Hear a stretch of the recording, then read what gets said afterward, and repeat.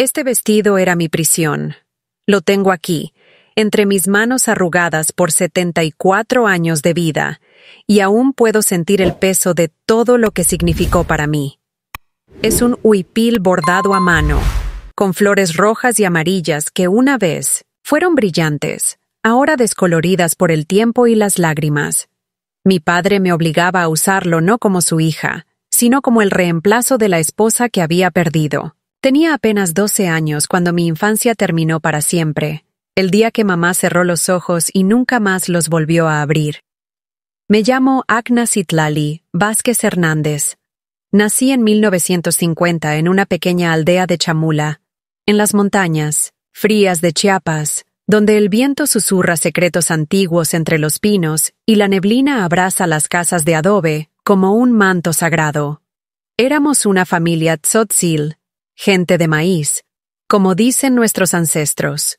Vivíamos de la tierra, sembrando frijol y calabaza en las laderas empinadas, criando algunas gallinas que correteaban por el patio de tierra apisonada, y cuidando una vaca flaca que nos daba leche cuando tenía ganas.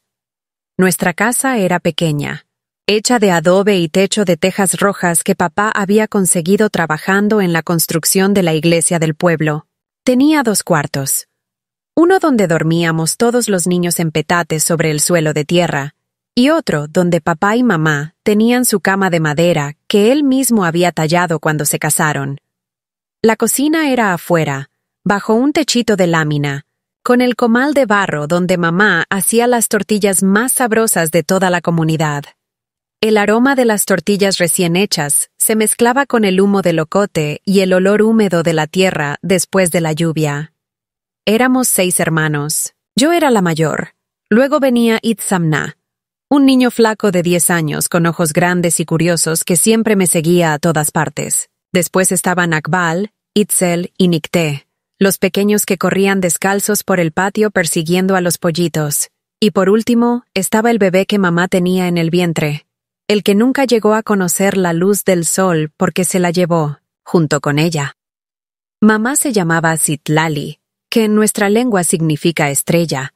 Era menudita, con trenzas largas y negras que se enrollaba en la cabeza y sujetaba con listones de colores. Sus manos eran pequeñas pero fuertes, siempre ocupadas tejiendo en el telar de cintura que había heredado de su abuela, o moliendo el nixtamal en el metate de piedra volcánica que cantaba una canción áspera cada mañana. Tenía una sonrisa que iluminaba toda la casa cuando llegaba papá del trabajo, cansado y con las manos sucias de tierra, pero siempre con algún dulce escondido en los bolsillos para nosotros. Papá era diferente. Rutilio Morales Sánchez, un hombre alto para nuestra gente, con manos grandes y callosas, y una mirada que podía ser tierna cuando veía a mamá, pero que se volvía dura como piedra cuando algo no le parecía bien. Trabajaba desde antes del amanecer hasta que las estrellas salían, primero en nuestro pedacito de milpa y después en las fincas de café de los patrones ladinos que vivían en San Cristóbal. Era un hombre de pocas palabras, que hablaba más con los gestos y las miradas que con la voz.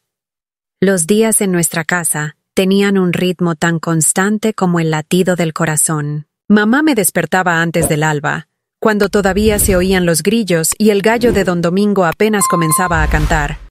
Yo la ayudaba a prender el fuego con ocote seco, y mientras el comal se calentaba, ella me enseñaba a hacer las tortillas, perfectamente redondas. Sus manos guiaban las mías sobre la masa tibia, mostrándome cómo palmearla hasta que quedara del grosor exacto. Después teníamos que despertar a los hermanos, darles atole caliente y frijoles refritos, peinarles el cabello con agua de hierbas que mamá preparaba cada domingo. Yo me encargaba de Nicté, la más pequeña, que tenía apenas 4 años, y todavía lloraba por las mañanas cuando extrañaba los sueños. La cargaba en mi espalda con un rebozo mientras mamá amamantaba al bebé que crecía en su vientre, y yo me sentía tan importante, tan necesaria, tan parte de esa maquinaria perfecta que era nuestra familia. Papá se iba cuando el sol apenas asomaba detrás de los cerros, con su morral de ayate al hombro y su machete envuelto en un trapo viejo. Nos daba un beso en la frente a cada uno, pero a mamá la abrazaba más tiempo. Le susurraba algo al oído que la hacía sonreír y ponerse colorada como una niña. Yo los miraba desde el comal, volteando las tortillas, y pensaba que cuando fuera grande quería un esposo que me mirara como papá miraba a mamá, con esos ojos que decían 1000 cosas sin palabras. Las tardes eran para jugar con mis hermanos en 1900 el arroyo que bajaba de la montaña, donde el agua helada nos hacía gritar y reír mientras chapuzábamos los pies. Itzamna me ayudaba a cuidar a los pequeños, construyendo barquitos de hojas para que navegaran en los charcos, o buscando piedras bonitas que brillaban cuando estaban mojadas. Los pájaros cantaban en los encinos, y a veces veíamos venados que bajaban a beber agua, tan silenciosos como sombras. Cuando papá regresaba al anochecer, toda la casa cambiaba. Mamá se ponía su huipil más bonito, el que tenía bordadas mariposas azules en el cuello, y nos peinaba a todos para la cena. Comíamos alrededor del fuego, sentados en pequeños bancos de madera que papá había hecho, mientras él nos contaba historias de los antiguos, de los abuelos que habían vivido en estas montañas desde tiempos inmemorables. Sus ojos brillaban a la luz de las llamas cuando hablaba de Kukulcán, la serpiente emplumada, o de la abuela Luna que cuidaba a los niños mientras dormían. Pero había algo en papá que a veces me daba miedo. Era como si dentro de él vivieran dos hombres distintos, uno que nos amaba y nos protegía, y otro que se enojaba cuando las cosas no salían como él quería. Cuando mamá tardaba mucho en servirle la comida, o cuando uno de nosotros hacía mucho ruido, su cara se transformaba. No gritaba, pero su silencio era peor que cualquier regaño. Se quedaba callado, masticando lentamente, y toda la casa se llenaba de una tensión que nos hacía comer más rápido y hablar en susurros. Una vez vi cómo tomó a mamá del brazo cuando ella se rió demasiado fuerte de algo que había dicho. Don Domingo, nuestro vecino. La apretó tan fuerte que le dejó marcas moradas que tardaron días en desaparecer. Mamá no dijo nada, solo se puso manga larga durante una semana. Pero yo lo vi todo desde detrás del metate donde estaba moliendo chili. Esa noche papá le llevó flores del monte, y mamá sonrió como si nada hubiera pasado. Pero yo había aprendido que el amor podía doler. El embarazo de mamá fue difícil desde el principio. Se levantaba pálida y débil, vomitaba hasta la bilis, y a veces se quedaba sentada en la puerta de la casa, con las manos sobre el vientre abultado, respirando profundo como si el aire se le hubiera vuelto pesado. Yo tuve que aprender a hacer todo lo que ella hacía: las tortillas, el guiso, lavar la ropa en el arroyo, trenzar el cabello de mis hermanas. Tenía 11 años, pero mis manos ya sabían trabajar como las de una mujer adulta. Papá se volvió más silencioso y más duro durante esos meses. Llegaba más tarde del trabajo, a veces con olor a aguardiente, y se quedaba parado en la puerta mirando a mamá con una expresión que no sabía descifrar. Era como si estuviera enojado con ella por estar enferma, por no poder hacer todo lo que hacía antes.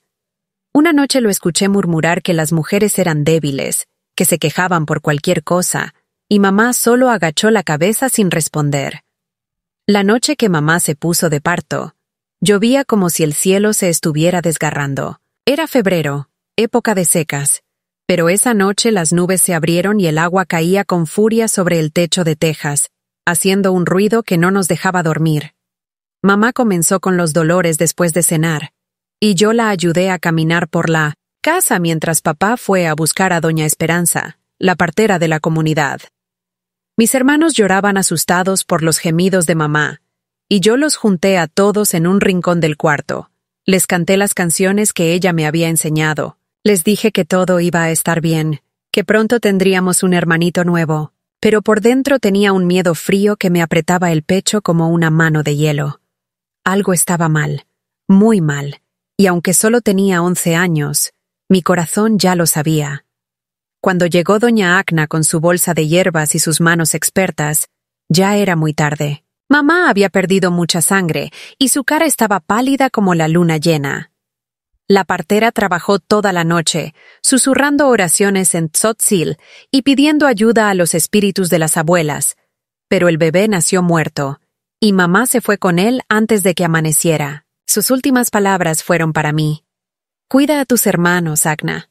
Ahora tú eres la mujer de esta casa. Papá no lloró. Se quedó parado junto a la cama, mirando el cuerpo inmóvil de mamá, y luego salió a la lluvia sin decir una palabra. Lo escuché gritar en el patio, un grito que no parecía humano, como el de un animal herido. Cuando regresó, ya no era el mismo hombre. Sus ojos se habían vuelto duros como piedras, y cuando me miró, vi algo que me heló la sangre. Ya no me veía como a su hija, me veía como al reemplazo de lo que había perdido. Naquela primera noite que dormí na cama dos meus pais, sentí que algo dentro de mí morreu junto con mamá. Los días después del funeral de mamá pasaron como una pesadilla borrosa. La casa se llenó de gente que traía comida y palabras de consuelo, pero sus voces sonaban lejanas, como si vinieran de otro mundo. Doña Malinali, nuestra vecina, se quedó unos días ayudándome con mis hermanos pequeños, enseñándome a cambiar los pañales de tela y a calmar el llanto de Nicté, que no entendía por qué mamá ya no estaba ahí para cargarla. Papá no hablaba con nadie. Se levantaba antes del amanecer, se iba a trabajar en silencio y regresaba cuando ya habíamos cenado. Se sentaba en la puerta de la casa, mirando hacia las montañas con los ojos perdidos, como si estuviera buscando algo que nunca iba a encontrar. A veces lo escuchaba llorar en la madrugada, un llanto ahogado que me partía el alma, pero cuando amanecía, su cara volvía a ser de piedra. Una semana después del entierro, doña Malinali me llevó aparte mientras mis hermanos jugaban en el Litsin Chotwam patio. Sus ojos estaban preocupados cuando me dijo que tenía que regresar a cuidar a su propia familia, pero que si necesitaba ayuda, solo tenía que llamarla. Me dio un abrazo que olía a copal y hierbas, y susurró una oración en mi oído, pidiendo que los espíritus de las abuelas me dieran fuerza. Cuando se fue, me quedé parada en la puerta, con mis hermanos aferrados a mi huipil, y por primera vez entendí que estaba completamente sola. Esa noche papá llegó más temprano de lo usual. Traía una bolsa en la mano y una expresión extraña en el rostro. Sin decir palabra, sacó de la bolsa el huipil más bonito de mamá, el que tenía bordadas las mariposas azules en el cuello, y lo extendió sobre la mesa. Después sacó sus aretes de plata, el collar de cuentas rojas que había sido de la abuela, y la peineta de carey que usaba en las fiestas del pueblo. Me quedé paralizada viendo todas esas cosas que todavía guardaban el perfume de mamá, esa mezcla de jabón de sebo y el aceite de almendras que se ponía en el cabello. Papá me miró con esos ojos duros que se habían vuelto tan extraños, y me dijo con voz ronca: «Ponte esto. Desde ahora tú vas a ser la señora de esta casa». Yo tenía 12 años, pero en ese momento me sentí como una niña pequeña perdida, en un bosque oscuro. Traté de explicarle que era muy pequeña, que no sabía cómo hacer todas las cosas que hacía mamá, pero él me cortó con un gesto de la mano. «Tu mamá tenía tu edad cuando se casó conmigo», me dijo. «Las mujeres de nuestra familia maduran pronto. Es la tradición». Me puso el huipil en las manos y me ordenó que me lo pusiera. La tela se sentía pesada entre mis dedos, como si estuviera hecha de plomo en lugar de algodón. Mientras me cambiaba de ropa en el cuarto oscuro, escuché a papá hablando con mis hermanos. Les estaba explicando que yo ahora era la mamá de la casa, que tenían que obedecerme y respetarme como habían respetado a nuestra madre. Itzamna, que apenas tenía 10 años, preguntó cuándo iba a regresar mamá de verdad, y papá le respondió con una bofetada que resonó en toda la casa. «Tu mamá está muerta», le gritó. «¡Muerta! Y no va a regresar nunca. Agna es tu madre ahora». Cuando salí del cuarto con el huipil de mamá puesto, mis hermanos me miraron con una mezcla de confusión y miedo. La ropa me quedaba grande, las mangas me colgaban hasta las manos, y el collar de cuentas rojas me pesaba en el cuello como una soga. Papá me dio la vuelta, me acomodó el cabello como lo llevaba mamá, y asintió con aprobación. «Así está mejor», murmuró. «Igualita a ella». Esa noche, por primera vez, papá me dijo que tenía que dormir en su cuarto. «Para cuidar mejor a tus hermanos», explicó. Desde aquí puedes escuchar si lloran en la noche. Puso un petate en el suelo junto a la cama, pero cuando me acosté, me dijo que sería más fácil si dormía en el colchón. Hay mucho espacio, dijo, y así estarás más cómoda. Me quedé rígida toda la noche, pegada a la orilla de la cama, sintiendo la respiración pesada de papá a mis espaldas. Olía diferente que mamá, a sudor y tierra, y a algo más que no sabía identificar pero que me daba náuseas. Cada vez que se movía, yo me encogía más, tratando de volverme invisible. No dormí nada esa primera noche. Me quedé despierta mirando por la ventana, viendo cómo las estrellas se movían lentamente por el cielo, preguntándome si mamá me podía ver desde donde estaba. Al día siguiente, papá me despertó antes del amanecer. «Tienes que hacer el desayuno», me dijo. «Los hombres trabajadores necesitan comer bien». Me levanté tambaleándome, todavía con el huipil de mamá puesto, y fui a la cocina. Mis manos temblaban mientras prendía el fuego, y las tortillas me salían chuecas y quemadas. Papá las comió sin quejarse, pero yo sabía que no estaban como las de mamá. Durante el día, mientras papá trabajaba, traté de hacer todo lo que mamá hacía. Lavé la ropa en el arroyo, barrí la casa, cuidé a mis hermanos. Pero cada tarea se sentía como una montaña imposible de escalar. Nicté lloraba pidiendo a mamá, y yo no sabía cómo consolarla. Akbal e Itzel peleaban más que antes, como si sintieran que algo estaba mal en la casa. Solo Itzamna me ayudaba, con esa seriedad triste que se había instalado en sus ojos desde la muerte de mamá. Por las tardes, cuando papá regresaba del trabajo, me inspeccionaba como si fuera una empleada. Revisaba si había barrido bien los rincones, si había lavado toda la ropa, si había preparado suficiente comida. Cuando algo no le parecía perfecto, me corregía con esa voz dura que me hacía sentir tan pequeña. «Tu mamá nunca dejaba la casa así», me decía. «Tienes que aprender a ser una mujer de verdad». Las noches eran lo peor. Papá insistía en que tenía que sentarme junto a él después de la cena, como hacía mamá. Me ponía la mano en el hombro, mientras hablaba de su día, y yo me quedaba inmóvil, sintiendo el peso de esa mano como si fuera una roca. A veces me acariciaba el cabello, y me decía que me parecía cada vez más a mamá. «Tienes sus mismos ojos», murmuraba. «La misma sonrisa, dulce». Pero yo ya no sonreía.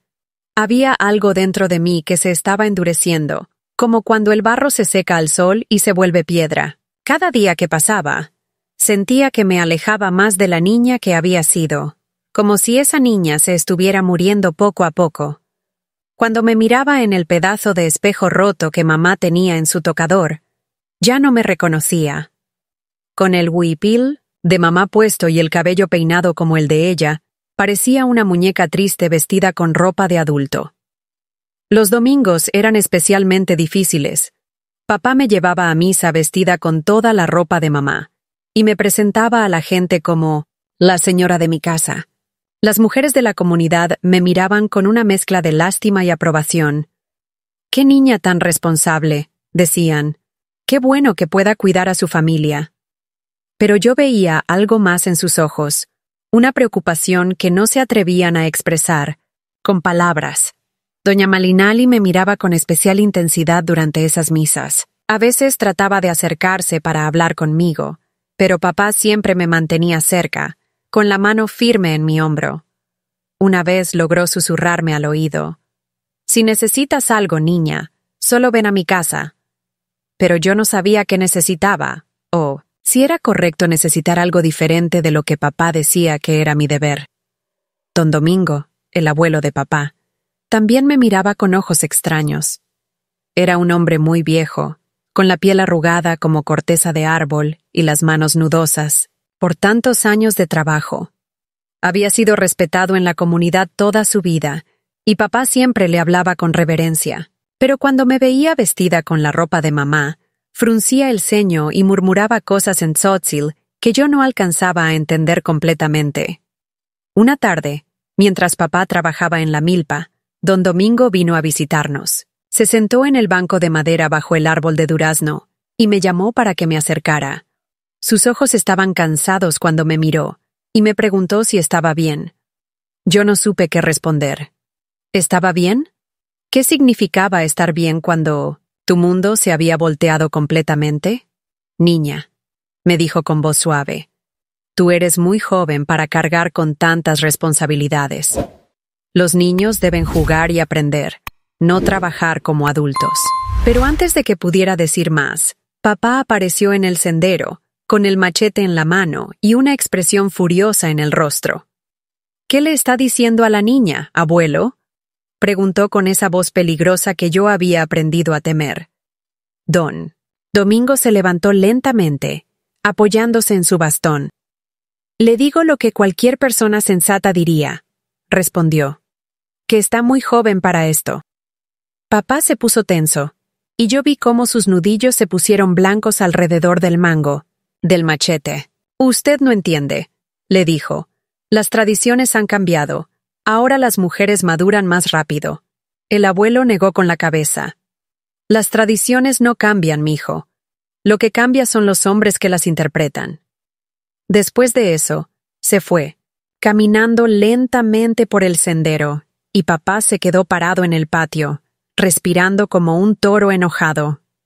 Esa noche fue especialmente duro conmigo, criticando cada cosa que había hecho durante el día, hasta que me quedé dormida llorando, en silencio.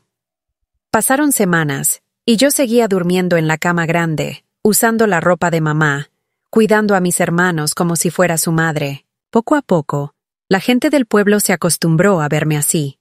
Los niños de mi edad jugaban en el patio de la escuela mientras yo lavaba ropa en el arroyo. Las niñas de mi edad aprendían a leer mientras yo aprendía a zurcir calcetines y a curar el empacho con hierbas. Pero había algo más, algo que no podía explicar con palabras, pero que sentía creciendo dentro de mí, como una sombra oscura. Papá me miraba de una manera que no había mirado nunca a mamá, con unos ojos que me hacían sentir desnuda aunque estuviera completamente vestida. Cuando me tocaba la espalda para guiarme en la cocina, sus manos se quedaban ahí más tiempo, del necesario.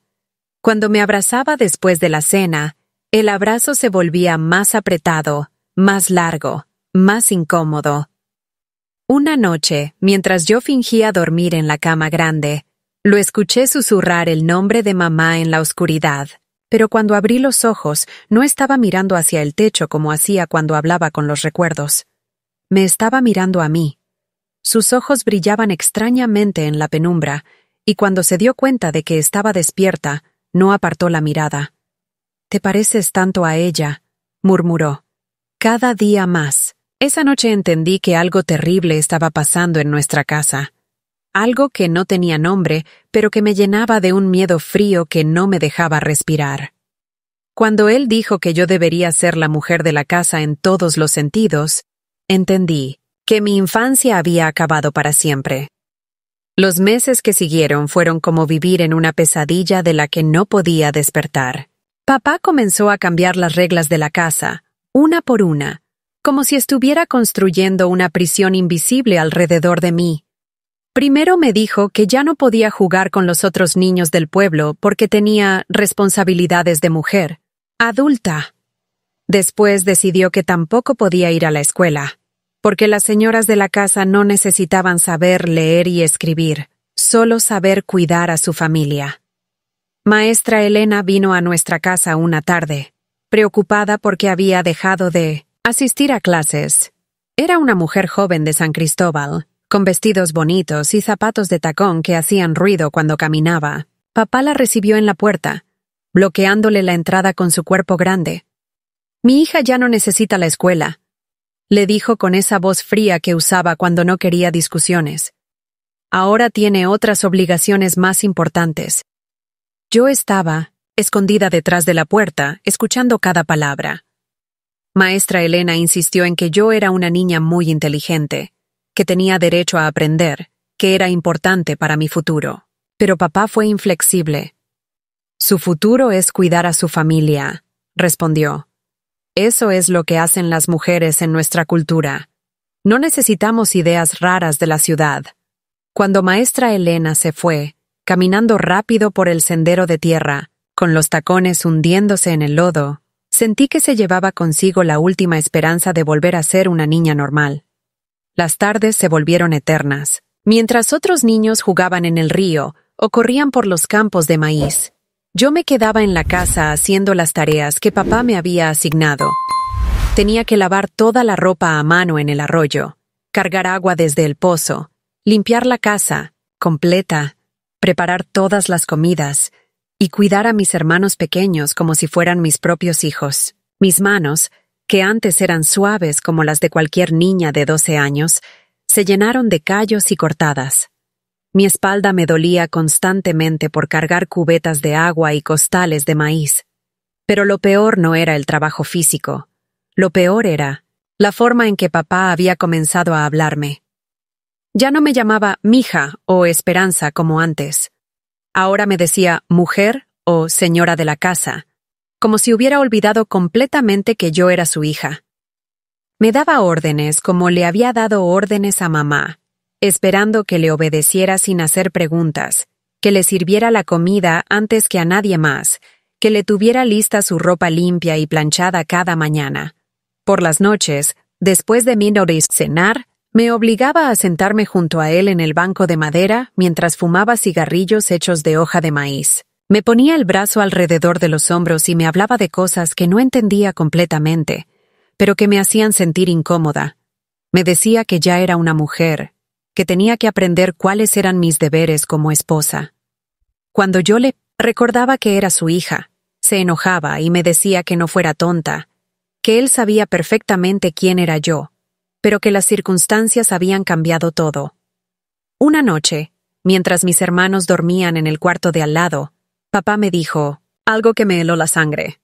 «Tu mamá me dejó solo», murmuró con la voz pastosa por el aguardiente que había estado bebiendo. «Pero los dioses son sabios, y me mandaron a alguien que se parece exactamente a ella para que me consolara». Sus palabras no tenían sentido, pero la forma en que me miraba mientras las decía me hizo entender que algo muy malo estaba por pasar. Esa noche traté de dormir en el petate del suelo, pero papá me dijo que subiera a la cama. «Las señoras no duermen en el suelo», me dijo. «Eso es para los sirvientes». Cuando me acosté en la orilla del colchón, tratando de ocupar el menor espacio posible, él se acercó más de lo que había hecho antes. Su respiración olía a alcohol y a algo agrio que me daba náuseas. Me puso la mano en la espalda y comenzó a acariciarme como había acariciado a mamá. Yo me quedé paralizada, sin saber qué hacer. ¿Era normal que un papá tocara así a su hija? ¿Era parte de las tradiciones de las que él siempre hablaba? Traté de moverme hacia la orilla de la cama, pero él me jaló de vuelta. «No te alejes», susurró. «Tu mamá nunca se alejaba». Sus manos comenzaron a moverse de maneras que me hicieron sentir sucia y confundida. Yo quería gritar, quería correr, pero tenía miedo de despertar a mis hermanos, miedo de lo que pasaría si me resistía. A la mañana siguiente, papá actuó como si nada hubiera pasado. Se levantó temprano, se bañó en el arroyo, desayunó en silencio y se fue a trabajar. Pero yo no podía olvidar la sensación de sus manos en mi cuerpo, la forma en que había susurrado el nombre de mamá mientras me tocaba. Me sentía como si tuviera algo sucio pegado a la piel que no se quitaba ni con todo el jabón del mundo. Durante el día, traté de contarle a don Domingo lo que estaba pasando. Era el único adulto en quien podía confiar, el único que parecía preocupado por mí. Cuando vino a la casa esa tarde, mientras papá trabajaba en la milpa, me acerqué a él con el corazón latiéndome tan fuerte que pensé que se me iba a salir del pecho. «Abuelo», le dije en voz baja, «papá me hace dormir en su cama». Don Domingo frunció el ceño y me preguntó si me lastimaba. Yo no sabía cómo explicar lo que sentía, cómo poner en palabras algo que ni siquiera entendía completamente. «Me toca como tocaba a mamá», susurré finalmente, con las mejillas ardiendo de vergüenza. El rostro del abuelo se puso muy serio. Me hizo sentar junto a él y me explicó que lo que estaba pasando no era normal. que no era parte de ninguna tradición tzotzil que él conociera. Los padres protegen a sus hijas, me dijo. No las usan para reemplazar a sus esposas. Pero, cuando le pregunté qué podíamos hacer, él negó con la cabeza tristemente. Tu papá es el jefe de la familia, murmuró. Yo soy muy viejo, y él ya no me escucha. Esa misma noche, don Domingo habló con papá. Los escuché discutir en el patio, sus voces subiendo y bajando como olas del mar. Don Domingo le decía que lo que estaba haciendo estaba mal, que yo era solo una niña, que estaba deshonrando la memoria de mi mamá. Pero papá le gritó que él era el hombre de la casa, que podía hacer lo que quisiera con su familia, que las tradiciones estaban cambiando y los viejos ya no entendían el mundo moderno. «¡Eso no son tradiciones!», le gritó don Domingo. «Eso es la maldad de un hombre que ha perdido el rumbo». Pero papá lo empujó y le dijo que se fuera de su casa y no volviera a meterse en sus asuntos.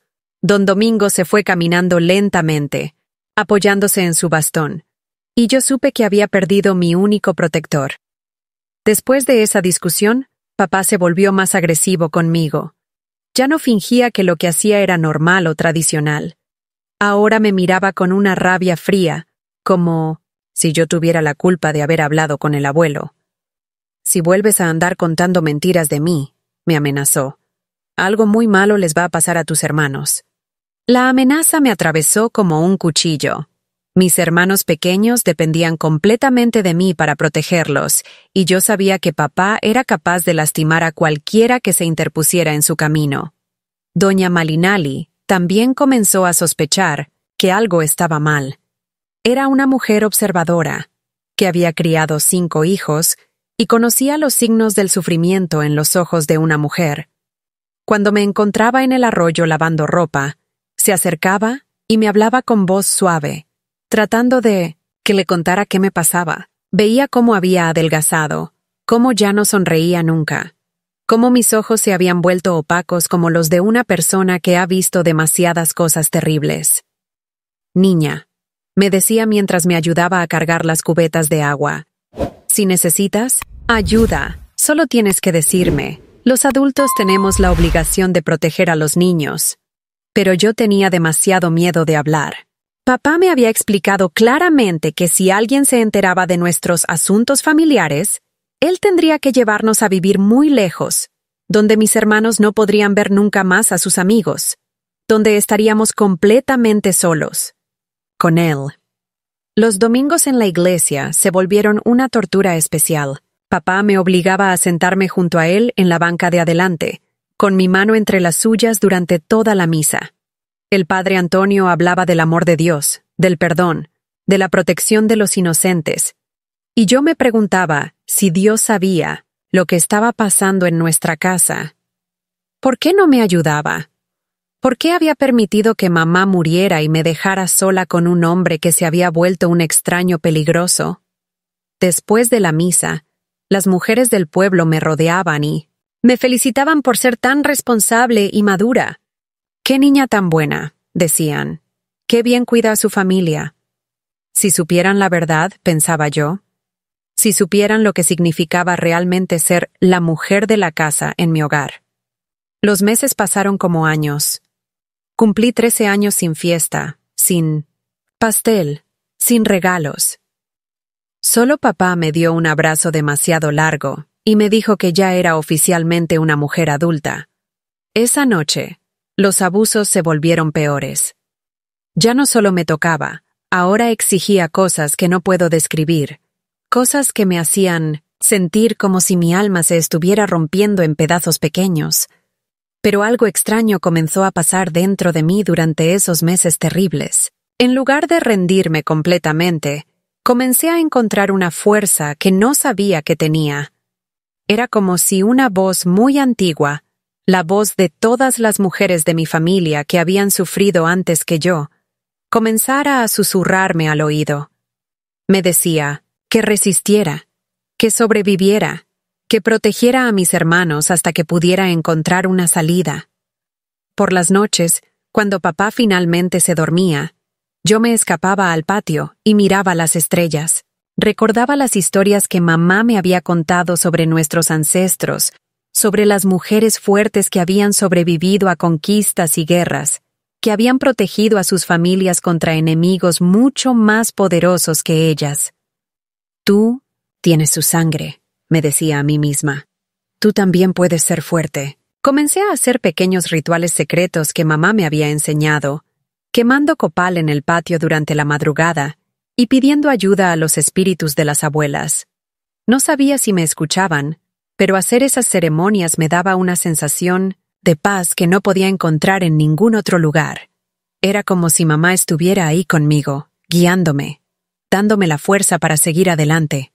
También empecé a planear. Observaba los horarios de papá, memorizaba las rutinas del pueblo, escuchaba las conversaciones de las mujeres en el mercado.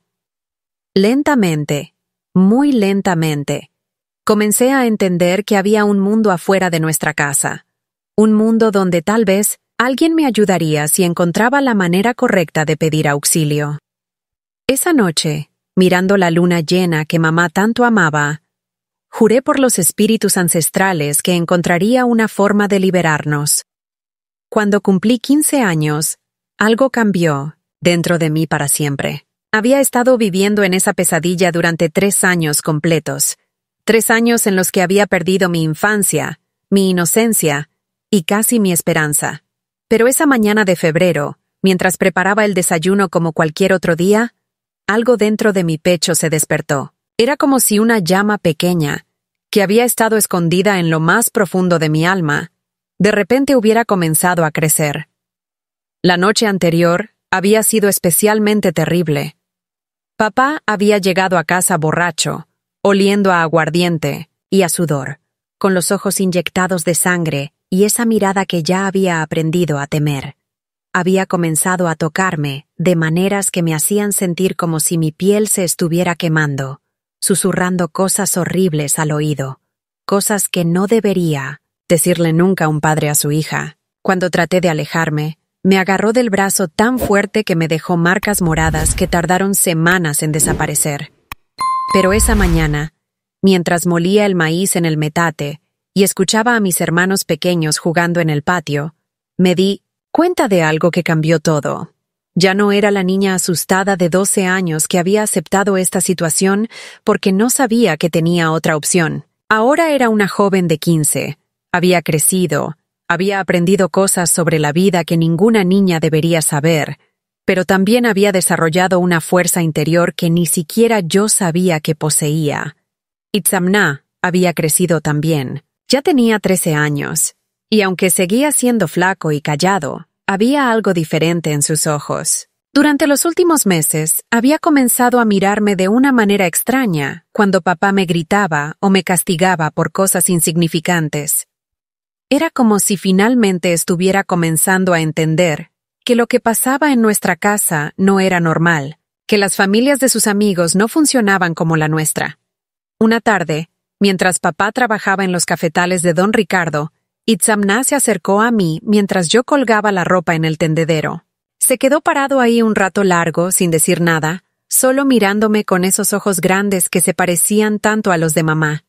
Finalmente, con una voz que apenas era un susurro, me preguntó: «Papá te lastima, ¿verdad?».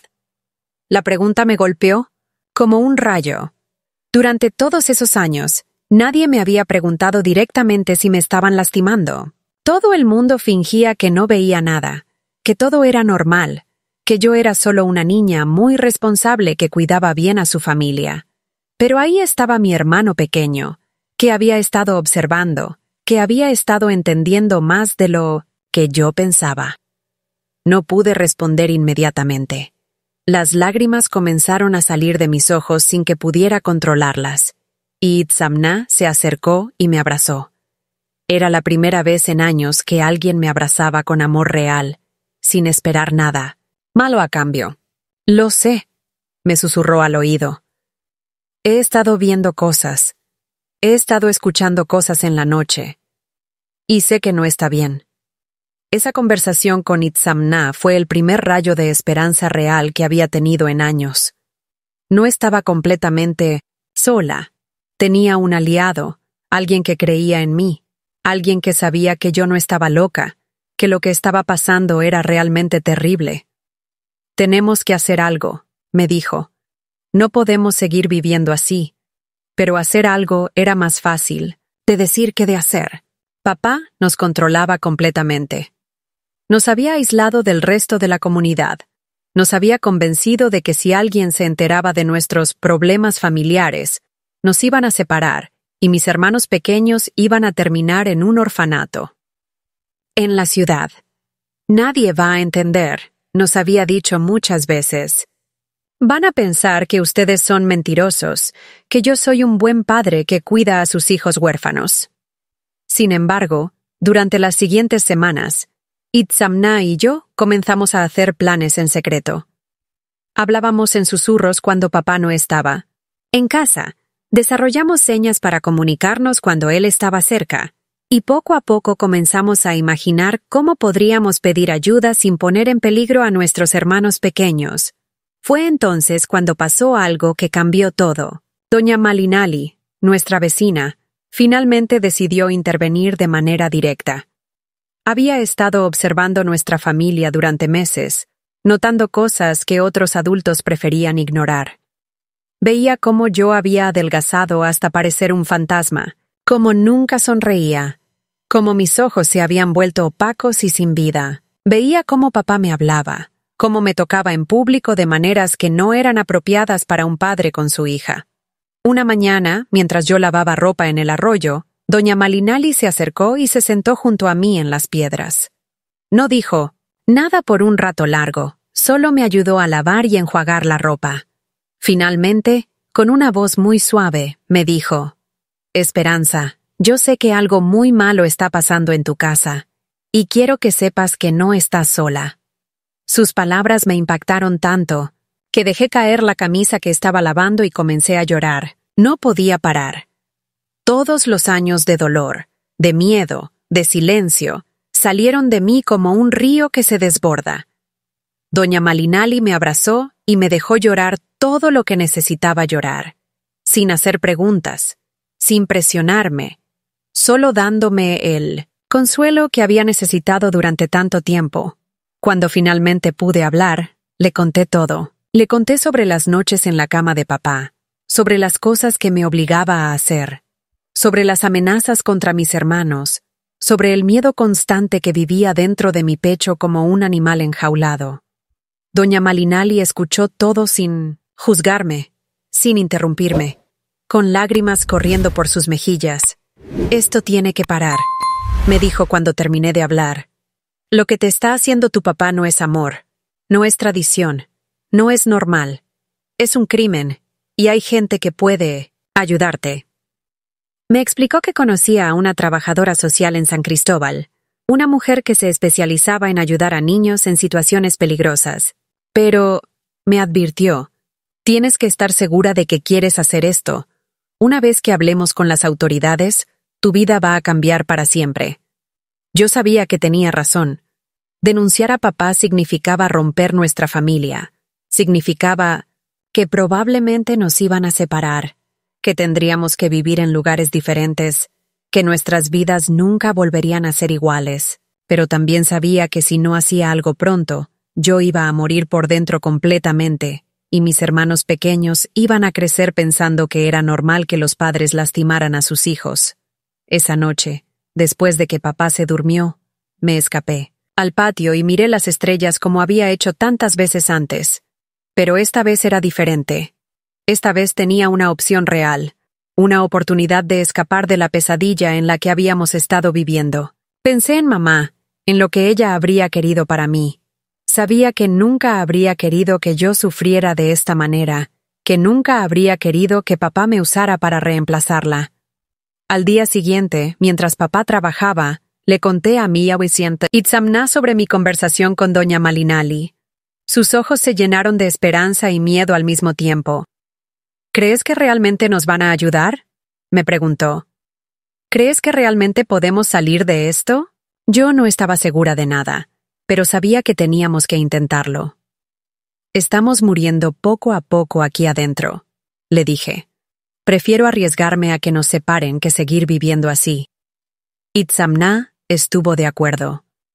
Juntos tomamos la decisión de confiar en doña Malinali, de confiar en que había adultos buenos en el mundo que nos ayudarían si les dábamos la oportunidad. Era aterrador, pero también era liberador. Por primera vez en años, sentía que tenía algún control sobre mi vida, que no era completamente víctima de las decisiones de papá. Doña Malinali nos ayudó a planear todo cuidadosamente. Tendríamos que esperar el momento perfecto, cuando papá estuviera trabajando lejos de la casa durante todo el día. Ella contactaría a la trabajadora social y a las autoridades locales y vendríamos a nuestra casa durante sus horas de trabajo. Va a ser difícil, nos advirtió. Van a hacer muchas preguntas, van a querer evidencia, van a querer estar seguros de que no están inventando historias. Pero si dicen la verdad, si son valientes, los van a proteger. La espera fue agoniante. Durante las siguientes semanas, mientras esperábamos el día correcto, papá continuó con sus abusos. Pero ahora era diferente para mí. Ahora sabía que tenía fecha de vencimiento, que no iba a durar para siempre. Cada noche que sobrevivía era una noche menos que tenía que soportar. Cada mañana que me despertaba era un día más cerca de la libertad. Itzamna también cambió durante esas semanas. Se volvió más protector conmigo, más consciente de los horarios de papá, más cuidadoso de mantener a nuestros hermanos pequeños alejados cuando papá estaba de mal humor. Era como si los dos hubiéramos crecido años en semanas, como si hubiéramos dejado de ser niños para convertirnos en soldados preparándose para una batalla. La noche antes del día que habíamos elegido para hablar con las autoridades, no pude dormir nada. Me quedé despierta toda la noche, mirando el techo, escuchando la respiración de papá, sabiendo que podría ser una de las últimas noches que tendría que pasar en esa cama, en esa casa, viviendo esa pesadilla. Era aterrador y emocionante, al mismo tiempo. Cuando salió el sol esa mañana, mirando la luz dorada que se filtraba por la ventana pequeña, supe que mi vida estaba a punto de cambiar para siempre. No sabía si sería para mejor o para peor, pero sabía que tenía que intentarlo. Había llegado el momento de ser valiente, de luchar por mi vida e la de mis hermanos. Naquela noite, olhando para a lua cheia que minha mãe tanto amava, jurei pelos espíritos ancestrais que encontraria uma forma de nos libertar. El dia que cambió nuestras vidas para siempre amaneció gris y nublado, como si el cielo supiera que algo importante iba a pasar. Papá se levantó temprano, como siempre, pero esa mañana tenía que ir a trabajar en una finca muy lejana, a 2 horas de camino a pie. No regresaría hasta muy tarde en la noche. Era la oportunidad perfecta, que habíamos estado esperando durante semanas. Después de que papá se fue, con su morral al hombro y su machete envuelto en trapos, me quedé parada en la puerta de la casa viendo cómo se alejaba por el sendero de tierra. Por primera vez en años, no sentí el miedo habitual cuando lo veía partir. En lugar de miedo, sentí algo parecido a la esperanza. Ese día, si todo salía bien, sería la última vez que lo vería irse de la casa como el dueño absoluto de nuestras vidas.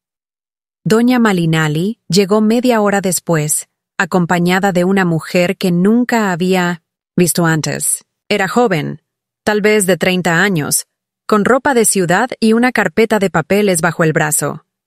Se llamaba licenciada Carmen Núñez, y era la trabajadora social de la que doña Malinali me había hablado.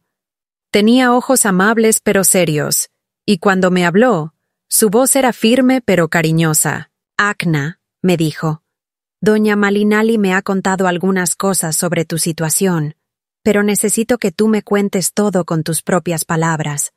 Sé que es difícil, sé que da miedo, pero necesito que seas completamente honesta conmigo para poder ayudarte».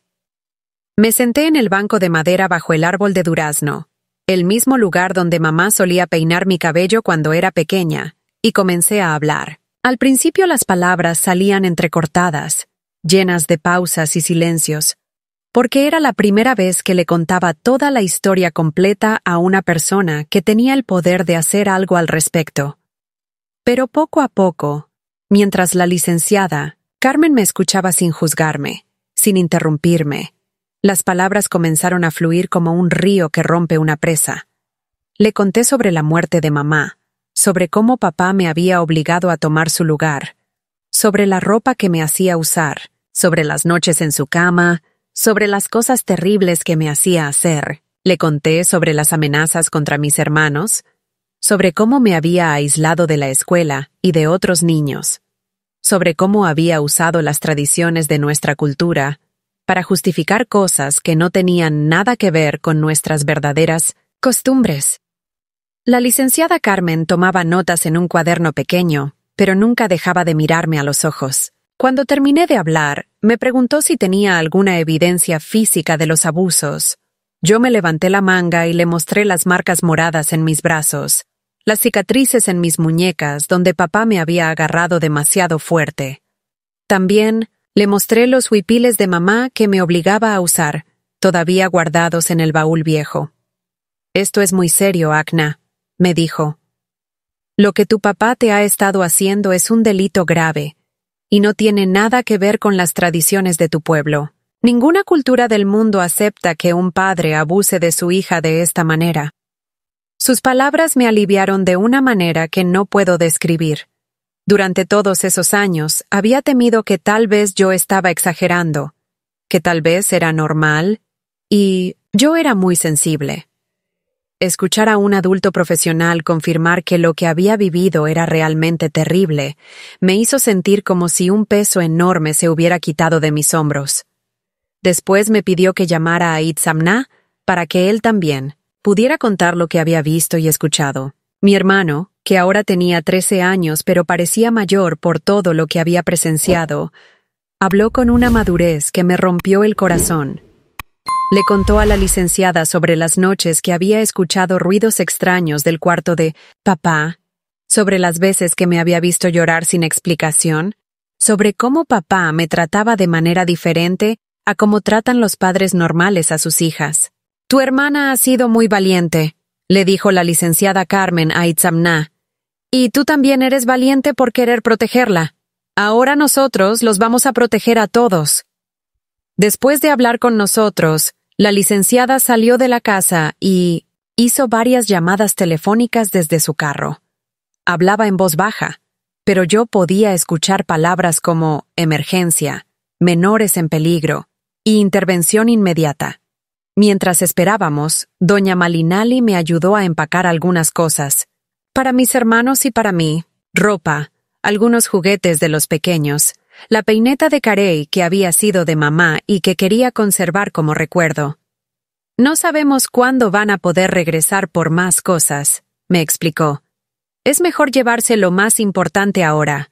1 hora después, llegó una camioneta blanca con logos del gobierno. De ella bajaron 2 hombres uniformados y una mujer mayor que se presentó como la supervisora del Departamento de Protección a Menores.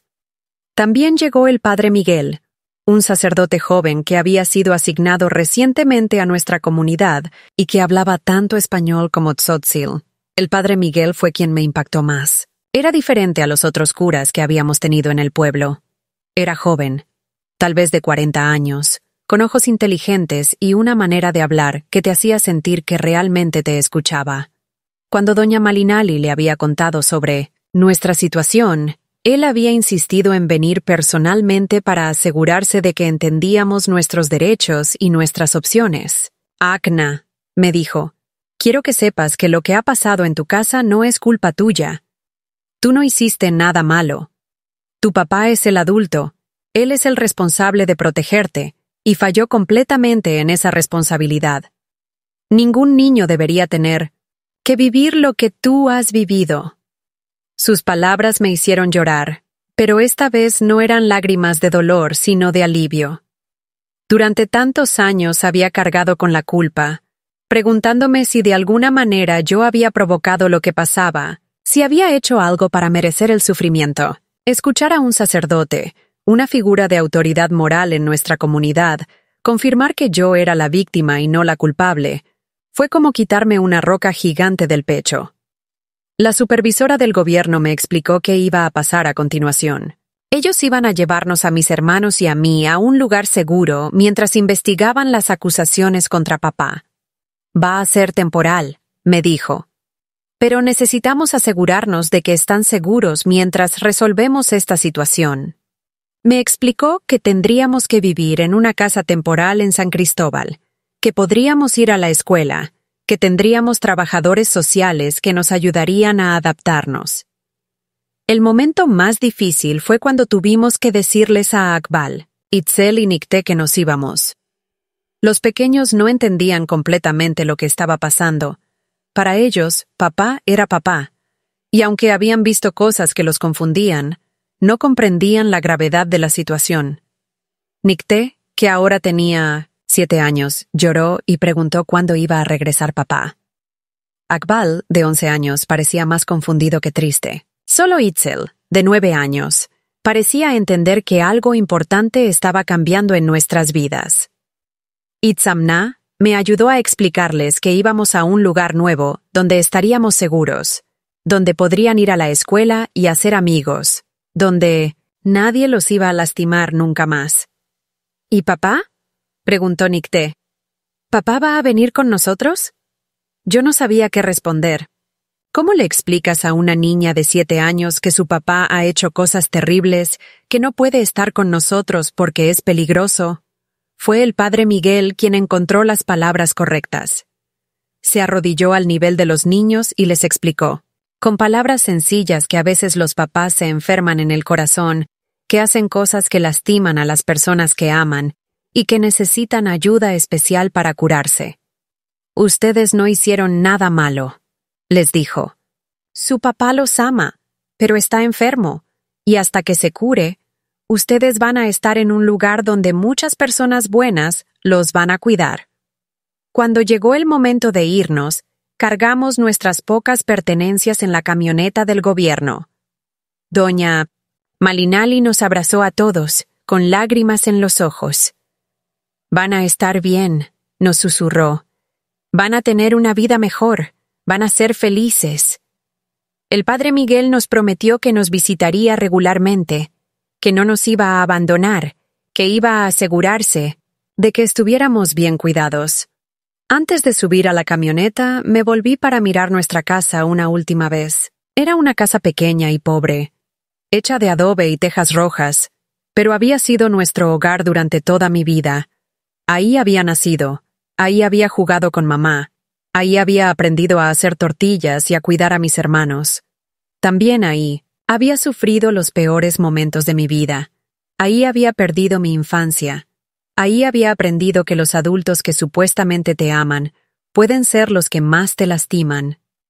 Mientras la camioneta se alejaba por el camino de tierra, llevándonos hacia San Cristóbal y hacia una vida completamente nueva, sentí una mezcla extraña de tristeza y esperanza. Estaba dejando atrás todo lo que había conocido, pero también estaba dejando atrás el miedo constante, las noches de terror, la sensación de estar atrapada sin salida.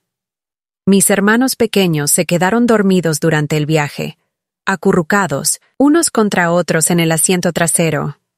Itzamna miraba por la ventana, viendo cómo el paisaje cambiaba de montañas rurales a edificios urbanos. Yo también miraba por la ventana, pero en lugar del paisaje, veía reflejos de nosotros mismos en el cristal. Éramos los mismos niños que habíamos sido esa mañana, pero también éramos completamente diferentes. Éramos sobrevivientes. Éramos livres. Quando pisei fora daquela casa pela última vez, senti o vento da montanha me abraçar, como minha mãe fazia quando eu era realmente criança. Han, passados 60 anos desde esse dia que cambió nuestras vidas para siempre. 60 años desde que una niña de 15 años encontró el valor para romper el silencio que la estaba matando lentamente. Hoy tengo 74 años. Mis manos están arrugadas y mis cabellos son completamente blancos. Pero cuando miro hacia atrás, sé que esa decisión fue la más importante de toda mi vida. Los primeros meses en San Cristóbal fueron muy difíciles. Nos llevaron a una casa temporal donde vivían otros niños que habían sido separados de sus familias por diferentes razones. Era un lugar limpio y seguro, con trabajadores sociales amables que nos ayudaron a adaptarnos, pero para nosotros era como estar en otro planeta. Estábamos acostumbrados a la vida rural, al sonido de los gallos en la madrugada, al olor del copal y las tortillas recién hechas. La ciudad era ruidosa, con carros y autobuses que pasaban a toda hora, con olores extraños y gente desconocida por todas partes. Mis hermanos pequeños lo pasaron especialmente mal durante las primeras semanas. Nicté lloraba todas las noches pidiendo regresar a casa, pidiendo ver a papá.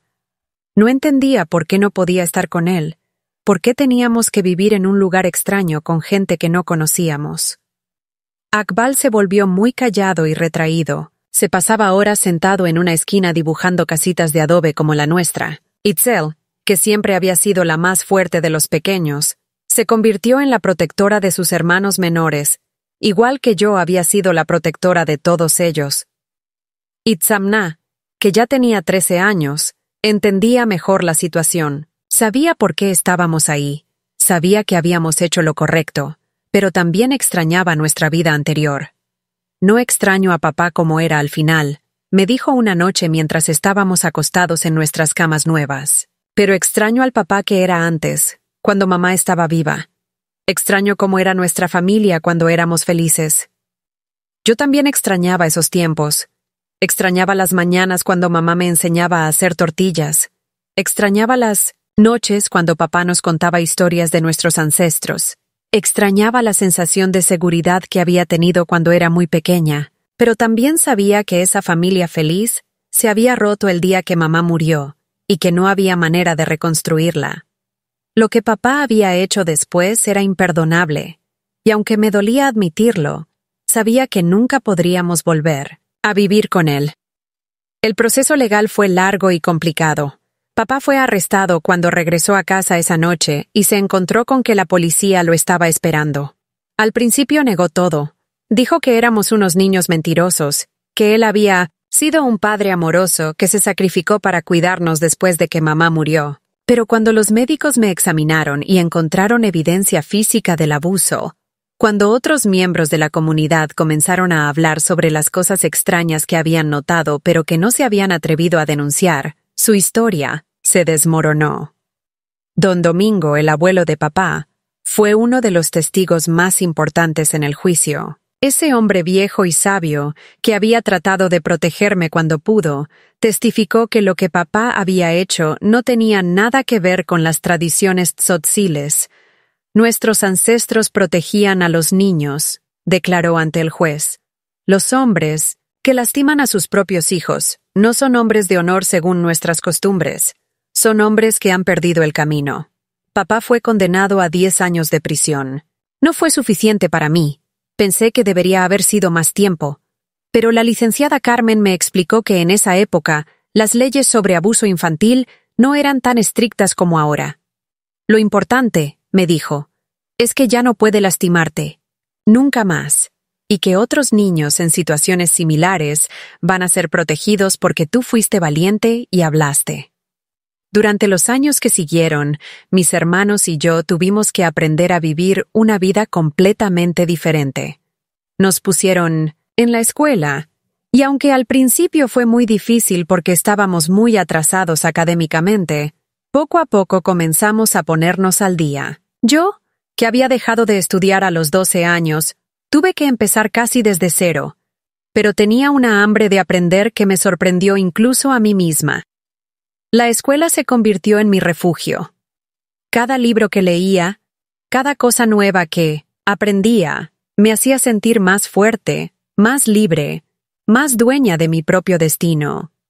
Los maestros eran pacientes conmigo, entendían que había perdido años importantes de educación y me ayudaron a estudiar con dedicación. Cuando cumplí 18 años, no solo había terminado la educación básica, sino que había obtenido una beca para estudiar trabajo social en la universidad. Mis hermanos también florecieron en su nueva vida. Itzamna se convirtió en un estudiante brillante, especialmente en matemáticas y ciencias. Akbal descubrió que tenía talento para el arte y comenzó a pintar cuadros hermosos de nuestra infancia en las montañas. Itzel se volvió una líder natural, siempre defendiendo a los niños más pequeños en la escuela. Y Nicté, que había sido la más afectada por la separación inicial, se convirtió en una niña alegre y extrovertida que hacía amigos fácilmente. Todos fuimos adoptados por familias diferentes, pero el sistema se aseguró de que pudiéramos visitarnos regularmente. Yo me quedé en San Cristóbal con una familia de maestros que me trataron como a su propia hija. Me enseñaron que el amor no duele, que las familias pueden ser lugares seguros, que los adultos pueden proteger a los niños en lugar de lastimarlos. Fueron años de sanación lenta pero constante. Cuando me gradué de la universidad como trabajadora social, supe inmediatamente cuál iba a ser mi misión en la vida. Quería ayudar a otros niños que estuvieran pasando por lo que yo había pasado. Quería ser la voz que les dijera que no estaban solos, que lo que les estaba pasando no era culpa suya, que había esperanza de una vida mejor. Durante los siguientes 40 años trabajé con familias en crisis, con niños abusados, con mujeres que habían sido víctimas de violencia doméstica. Ayudé a establecer el primer refugio para mujeres maltratadas en Chiapas. Trabajé con comunidades indígenas para educarlos sobre sus derechos, para enseñarles a distinguir entre tradiciones genuinas y abusos disfrazados de cultura. No fue fácil. Había días en que llegaba a casa llorando por las historias que había escuchado, por los niños que no pude salvar a tiempo, por las mujeres que regresaron con sus abusadores porque no tenían a dónde más ir. Pero cada vez que lograba ayudar a una familia, cada vez que veía a un niño sonreír después de haber sido rescatado de una situación terrible, sabía que estaba haciendo lo correcto. A los 30 años conocí a Roberto, un maestro de escuela primaria que trabajaba en comunidades rurales. Era un hombre gentil y paciente, completamente diferente a papá. Al principio me daba miedo confiar en él. Me daba miedo que cualquier hombre que me amara pudiera convertirse en mi abusador. Pero Roberto fue increíblemente comprensivo. Esperó todo el tiempo que necesité para sanar. Me ayudó a entender que no todos los hombres son peligrosos, que el amor verdadero es protección, no control. Nos casamos cuando yo tenía 32 años y tuvimos 2 hijos. Una niña a la que llamamos Citlali, como mamá, y un niño al que llamamos Andrés. Criar a mis propios hijos me ayudó a sanar de maneras que no sabía que eran posibles.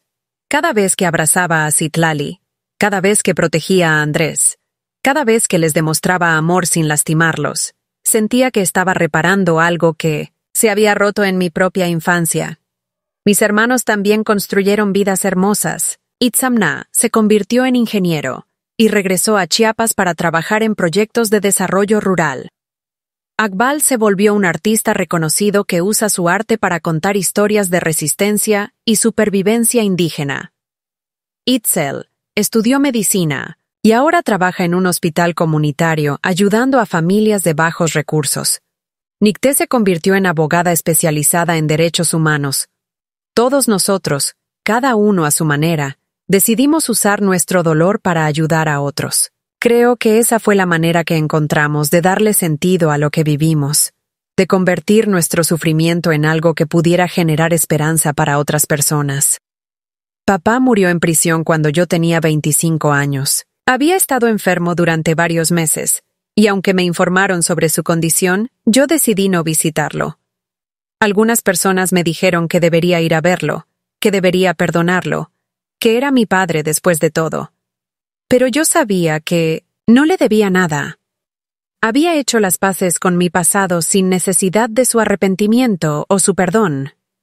Su muerte fue el final de un capítulo de mi vida, pero no el final de mi historia. Durante todos estos años he aprendido que la sanación es posible, que es posible reconstruir una vida después de la destrucción, que es posible encontrar felicidad después del trauma más profundo.